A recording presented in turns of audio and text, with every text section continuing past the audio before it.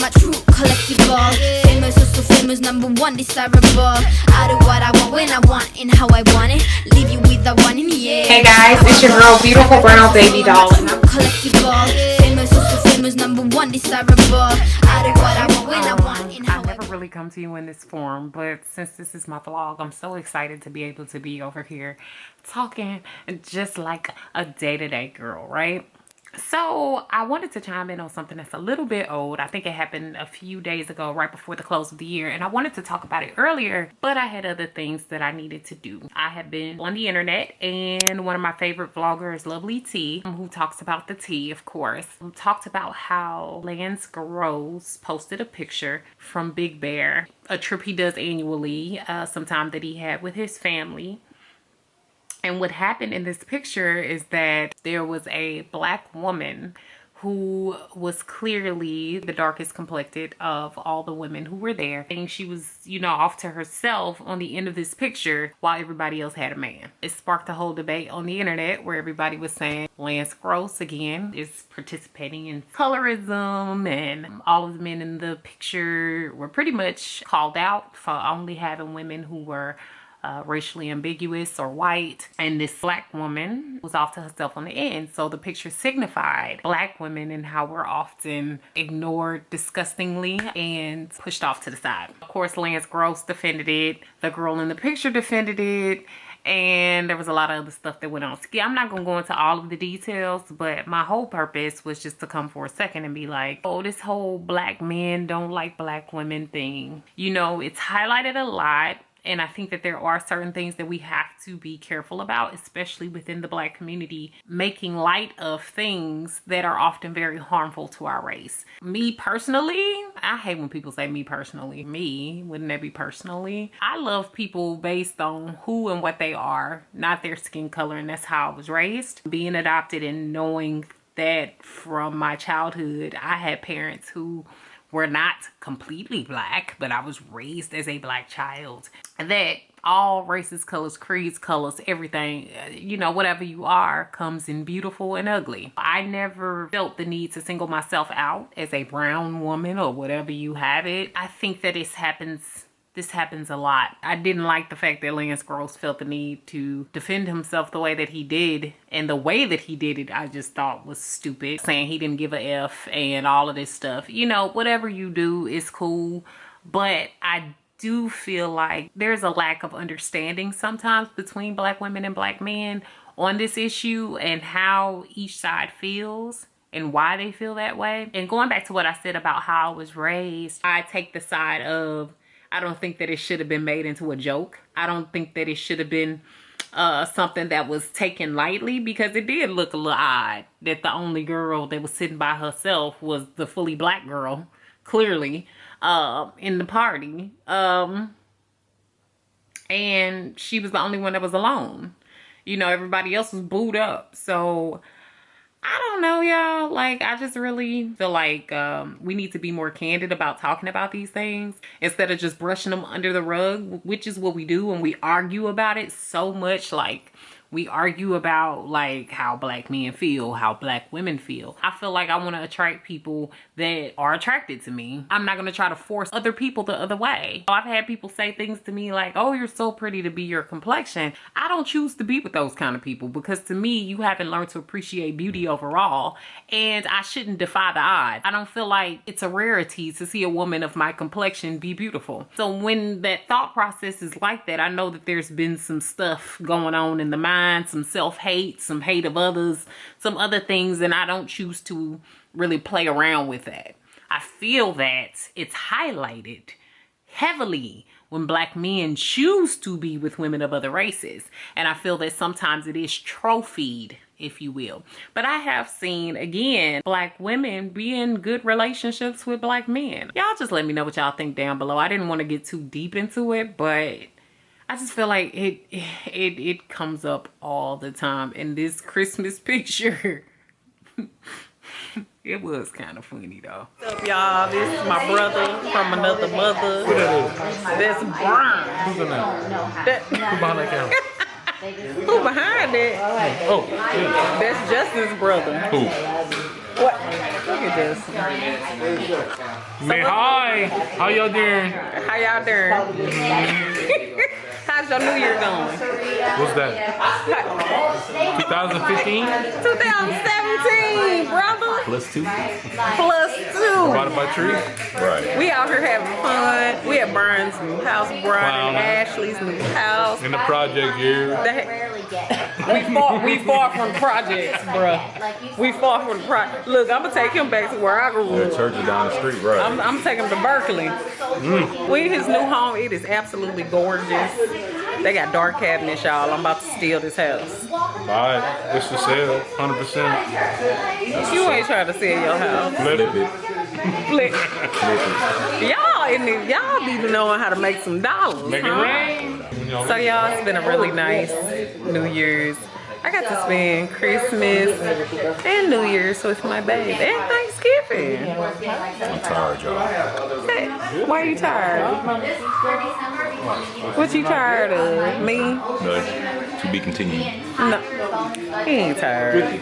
You just get started, babe? Bye. What? And this is my new mother over here. Okay. Franny Panny. We've been having fun. My new father over there. He always asking how I'm doing. Oh, really? Everything over there was delicious. Y'all, I've been eating like crazy. I gotta get back on the bandwagon.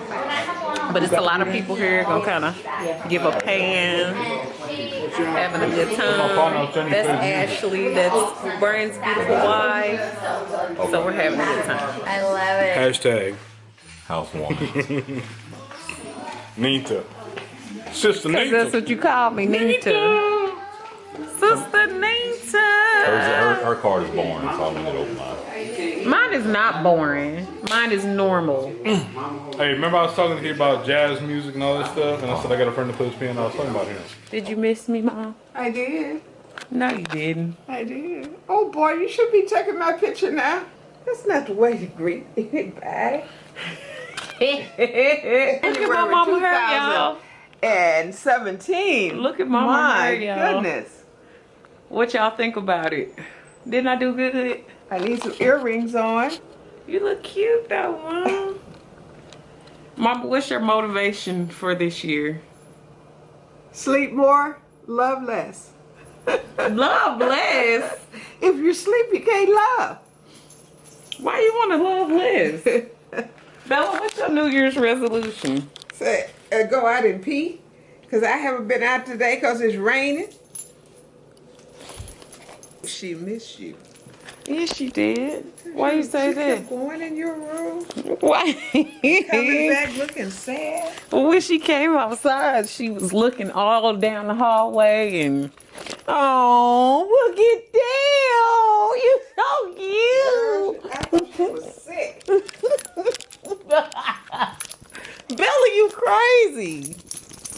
Bella, Say, I just broke Granny's rule. what you do? Said, Hi. Granny said, sleep more and love less. But not me.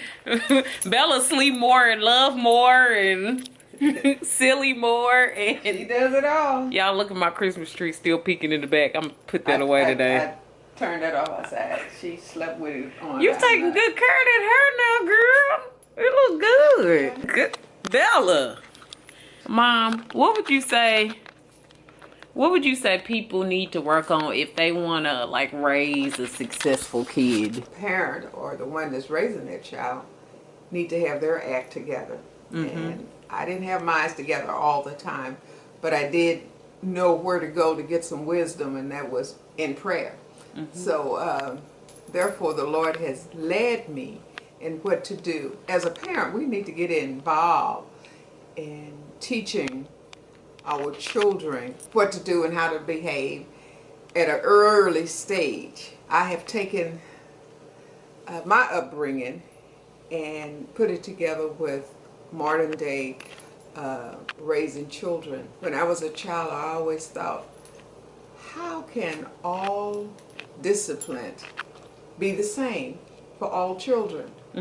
So, and it's not. And I didn't learn that until after I left home and went to college myself and began to take some classes on about raising children, psychology classes, and how they start out, and how you need to pay attention to each child, regardless of how many you have. So And cater to that. I wasn't such a typical good child. I was a good child, but I was a willful child. So I'm gonna put it that way. So I was the type of child that had a mouth, talked a lot. Sometimes, I wouldn't say I was disrespectful, but I was the type of kid that asked questions and tested authority. Headstrong, still am. How do you take that and make it a good thing? How did you help make that a good thing? I think by listening to the child and having what we used to call mother wit, and know how to gear that spirit into the right direction. We can't always down a child or tell them they're wrong. Sometimes you have to let that child lead you into what they're thinking, and then comment on that. But don't be so negative that you make the child rebel. So just I think, follow Mama, their something lead. else you did too was, another thing you did was, you also didn't always make me feel right. I don't know if that makes sense. But Mama would tell me when I was wrong. But she would also stand up for me when other people were wrong. Right. So when I had teachers that treated me bad because I was a willful child and because I did challenge them, because like I said, I don't think I was disrespectful. But I think I was the type of kid that was like, well, why are we doing that? Why are we doing this science project? How is this going to help me? And you know, a lot of teachers saw that as disrespect. And my mother would tell me, hey, you know, this is how you got to talk to people. This is how you help that. But she would also correct them teachers. Right, yeah, I would. But I try not to tell them that they're wrong. I try to give them... Some of them was, though. Some of them was wrong. But when I would lay it out, give them a right or a wrong, so to speak, and let them make their own decision. You know, sometimes I know when I was growing up, if you was wrong and your parents didn't think that's the way it should go, they would cut it like that. But I always tried to lay something out so she would have a choice in the matter, and then, you know, kind of fill it out or play it out, try to see both sides of it, and then decide which one to choose. Yeah. So y'all see, now she got it. Say that again, Mama. Now I gotta eat. I haven't had breakfast. I got up to do this, and then she caught me in the middle. Well, I'm going to go too because I'm about to go work out. So, y'all, we will have more for you. Mama will be here across January. So, we're going to have more for y'all coming up soon. I need some Botox right there. Mama. And right there.